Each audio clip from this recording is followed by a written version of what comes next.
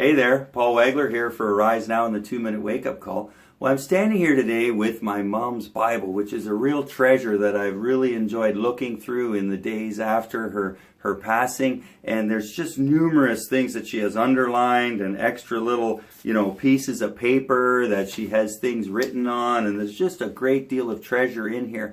But as I was thinking about my mom, the phrase that came to me to describe her was simply this: she loved God and she loved others.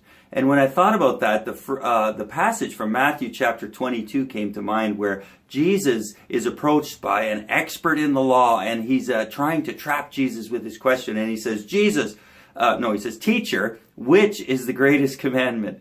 And Jesus replies to him, "The first and greatest commandment is love the Lord your God with all your heart, with all your soul, and with all your mind."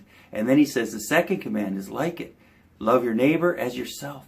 And then he says all of the law and the prophets hang on these two commands. And so often as followers of Jesus, we want to make it real complicated. We want to add a whole bunch of rules and regulations and things that people have to do. But Jesus made it very simple. It's not easy, but it's simple. Love God and love others. And my mom understood that. She understood that to be a follower of Jesus, she simply needed to love God and love others. And if we're going to love others, we can't just sit around and wait for them to come to us. No, we need to go. We need to go where they are. And we are commanded in the scripture to go. And my mom understood that. She was a goer. And sometimes Angie used to say to me, "Your mom is a go-getter." She was willing to go where people are, and so that she could be a blessing to them, and she could practically and in a tangible way show them God's love.